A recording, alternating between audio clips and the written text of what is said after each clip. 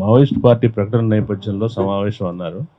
దానికి ముందు ఇనిషియేటివ్ ఈ నేపథ్యంలోనే మావోయిస్ట్ పార్టీ ప్రకటన చేసింది. కాబట్టి ఒక ఇక్కడి సివిల్ సొసైటీ నుంచే ఒక చిన్న ప్రయత్నం మొదలు కావటం, అది ఒక చైన్ రియాక్షన్కి దారితీయడం అనేది ఆహ్వానించదగ్గ విషయం. ఇక్కడ అన్నిట్లోకి చర్చల ప్రక్రియ అది ముందుకెళ్ళటం, లేదంటే ఆ ప్రతిపాదన ముందుకెళ్ళటంలో ఉన్న ప్రధానమైన సమస్య నేను అనుకోవడం, దాన్ని ఎట్లా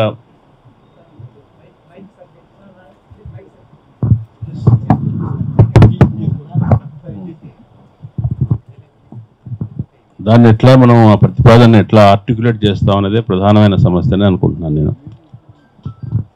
ఛత్తీస్గఢ్లో చాలా కాలంగా జరుగుతున్న వరుస ఎన్కౌంటర్స్, పెద్ద సంఖ్యలో జరుగుతున్న మరణాలు సహజంగానే ఆ ఉద్యమ అభిమానులు మాత్రమే కాకుండా సాధారణ ప్రజల్ని, అందుకు సంబంధం లేని వాళ్ళని కూడా చాలా కలవరపరుస్తూ ఉన్నాయి.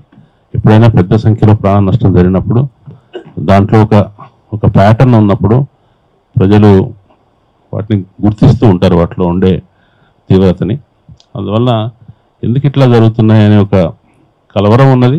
జరగకుండా ఉంటే బాగుండనే ఆకాంక్ష కూడా ఉంది. కానీ వాటన్నిటినీ కూడా ఆకాంక్షకు రూపం ఇచ్చే వ్యక్తీకరణ ఇది సమాజంలో కనపడకపోవడం అనేది ఒక కొరతగా ఉండింది. కానీ ఇది ఆ ఉద్యమం అటువంటిది, వాళ్ళు పోరాడుతున్నారు, వాళ్ళు చచ్చిపోతున్నారు అనేది ఒకవైపు అయితే, చనిపోతున్న వాళ్ళందరూ విప్లవకారులే కాదు అనేది తెలుస్తూ ఉండటం కూడా సమాజాన్ని బాగా కలవరపరుస్తూ ఉంది. ఈ సమయంలో ఈ పరిస్థితి నిలిచిపోవాలని, ఆగిపోవాలని మనం కోరే కోరిక ఎటువైపు నుంచి, ఏ పక్షం నుంచి మాట్లాడతాం, ఎట్లా దాన్ని ఆర్టికులేట్ చేస్తాం అనేది చాలా ముఖ్యమైన విషయం అని నేను అనుకుంటున్నాను. ఎందుకంటే సమాజంలో ఒకవైపున ఇందాక చెప్పినట్టుగా ఒక కలవరపాటు ఉంది. ఇంకోవైపున సమాజంలో ఇటువంటి వాటికి అలవాటు పడిపోయి ఇటువంటివి జరగాల్సిందే, జరగటంలో తప్పేమీ లేదు అనుకునే ఆలోచన ధోరణి కూడా బాగా పెరుగుతుంది. చూస్తే అక్కడ అపోజిమెంట్లో అయిపోయింది. ఇక నగరాల్లోకి వచ్చేసి, నగరాల్లో మీడియాలో, మేధావుల్లో, విశ్వవిద్యాలయాల్లో ఉన్న నక్సలైట్ల భరతం పట్టాలి అని మాట్లాడుతున్న వాళ్ళ సంఖ్య పెరిగింది. వాళ్ళు సదస్సులు కూడా పెడుతున్నారు. కాబట్టి దీనికి ఆమోదం కూడా, ఈ నిర్బంధానికి ఆమోదం కూడా పెరుగుతుంది. ఏ స్థాయిలో పెరుగుతుంది, మనలాంటి సమాజంలో ఎంత పెరుగుతుంది అనేది వేరే విషయం. కానీ దాన్ని వాళ్ళు ఓపెన్గా మాట్లాడుతున్నారు. ఇంతకుముందు ఏ హోమ్ మినిస్టర్ కూడా ఒక టెర్రరిస్టు, ఒక ప్రభుత్వ వ్యతిరేక కనపడితే కళ్ళ మధ్య గురిపెట్టి కాల్చాలి అని పార్లమెంట్లో అనటం అనేది మనం ఇంతకుముందు ఊహించలేదు. అంటే మాటల్లో, వ్యక్తీకరణలో చాలా కరుకుదనం పెరుగుతుంది. ఏదైనా మాట్లాడచ్చు, తప్పేమీ లేదు. అది ఇక్కడే కాదు, ప్రపంచం అంతా పెరుగుతుంది. మీరు ఖాళీ చేసేయండి, మేము రిసార్ట్లు కట్టుకుంటామనే వాళ్ళ దగ్గర నుంచి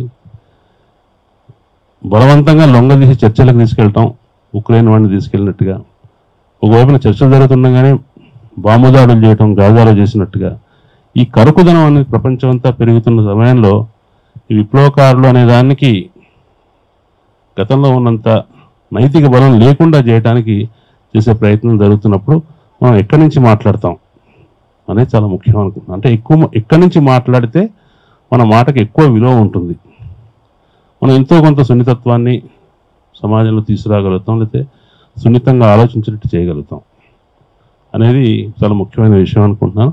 దాంట్లో అందరూ గుర్తించినట్టుగానే ఆదివాసీలు వాళ్ళ జీవనం, వాళ్ళ నివసిస్తున్న ప్రాంతం, వాళ్ళ ఎకాలజీ, వాళ్ళ హ్యూమన్ ఎకాలజీ, న్యాచురల్ ఎకాలజీ అవన్నీ కూడా ఎట్లా విధ్వంసం అవుతున్నాయి అనేదాన్ని వైఖరి నుంచి మాట్లాడటమే సరి అయిందేమో అని నేను అనుకుంటున్నాను.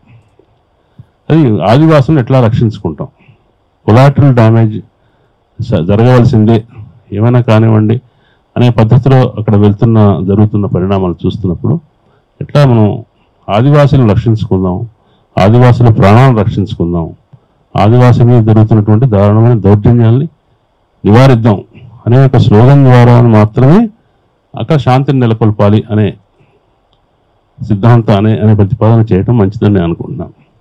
నక్సలైట్లు ఉద్యమం విరమించాలి, ఈ సమయంలో వాళ్ళు పందా మార్చుకోవాలి, ఆలోచన చేయాలి, లాంటి ప్రతిపాదనలు చాలా అర్ధరహితం, హాస్యాస్పదం. వాళ్ళు పందా మార్చుకుంటే నిర్బంధమే ఉండదు, అయిపోతుంది. దానికి చర్చలు అవసరం లేదు, ఇది కాదు కదా. కాబట్టి ఆ చర్చల్లోకి మనం శాంతి ప్రతిపాదనలోకి దాంట్లోకి వెళ్లకుండా ఆదివాసీల ధన మాన ప్రాణ రక్షణ అదే ప్రధానంగా తీసుకొని ముందుకు వెళ్తాం, దాన్ని అట్లా ఆర్టికులేట్ చేయడం మంచిదని అనుకుంటున్నాం. దానికి ఎక్కువ ఆమోదం వచ్చే అవకాశం ఉంది.